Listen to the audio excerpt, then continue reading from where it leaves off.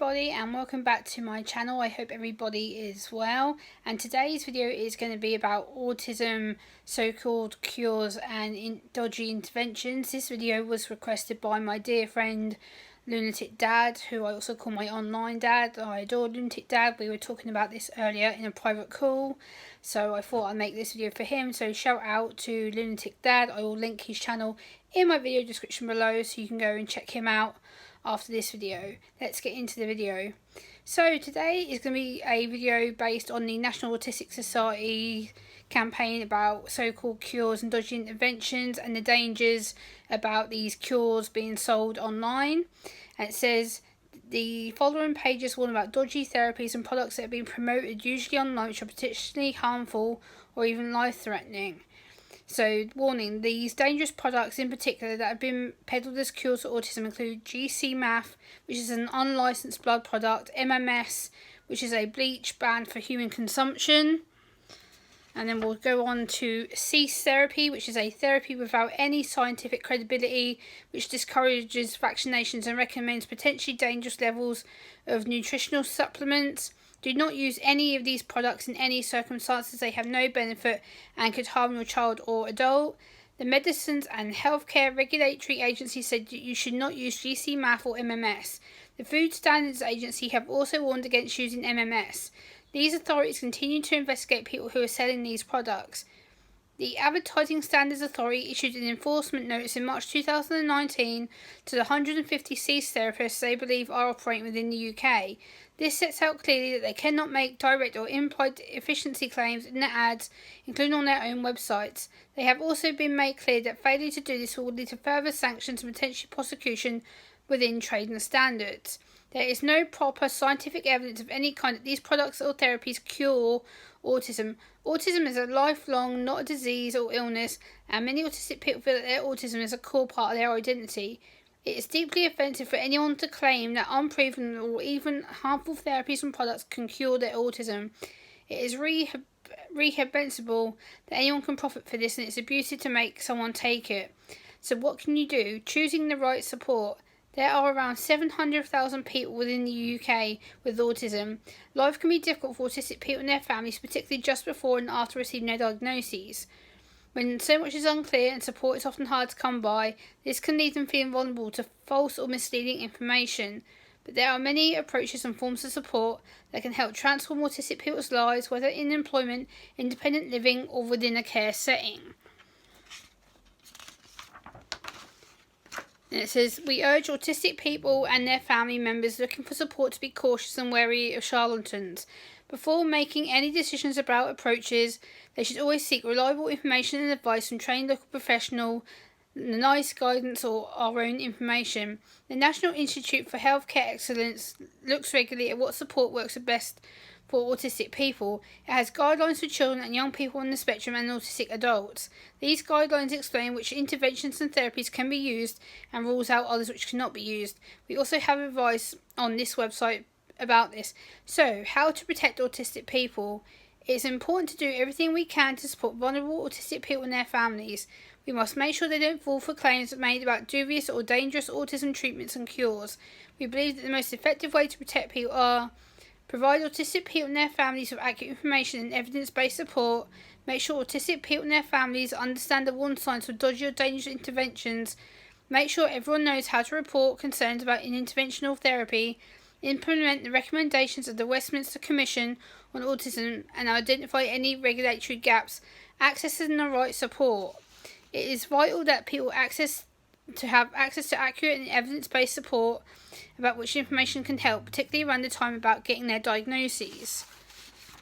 So I hope so far this is kind of all straightforward. I'm reading it directly from their website, which I'll link down below in the video description. We are campaigning tirelessly and working with professionals to improve support for autistic people and their families. This will help make sure they don't fall into the crisis and feel the need to use untested therapies or interventions. Know the warning signs about dodgy or dangerous interventions. We make sure that people can spot when a therapy might be dodgy or dangerous. We have advice about warning signs on our website in this graphic source. A spectrum of harmful interventions for autism, which is what this is in the Westminster Commission on Autism from 2018. which I printed off a little bit of the information, which I will attach again at the bottom of the description. And it says, warning, signs of a fake therapy. The therapist or person promises an emotional and personal story to get their services used. Qualifications. The therapy or product can be administered by someone who has no training or no qualification backgrounds. Scientific views. This therapist plus promoter is dismissive of negative scientific findings in relation to their therapy. Belief and faith. The therapy product is classified to rely on belief or faith in order to be successful. They believe it's one cure for all conditions, treatment multiple conditions. It says to report any concerns, to report a problem with the product bought within England, Scotland or Wales, you can call the Citizens Advice Consumer Helpline number, which I'll link down below if you wish to contact them if you're in England. I'm not sure who you can contact in the US.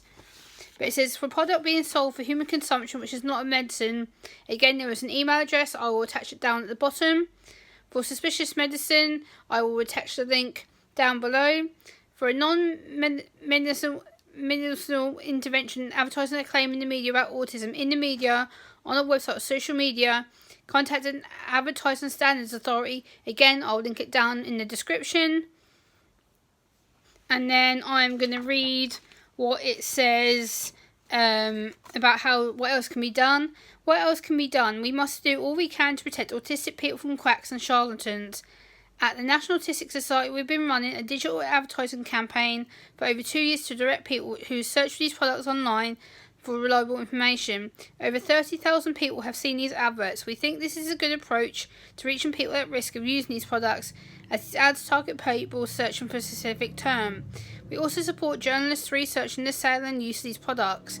We ensure they understand about how damaging they are and how vulnerable autistic people and their families can be when they don't have the right support or information. We continue to make sure autistic people and their families can access accurate, up-to-date information and support that will actually help, and to campaign to make sure this support is available to whenever they will need it. So then the final bit of information I've got for you now is from the FDA in the USA. It says how to be aware of potentially dangerous products and therapies. Products or treatments claiming to cure autism are deceptive and misleading because there's no cure. The same is true of many products claiming to treat autism or autism-related symptoms.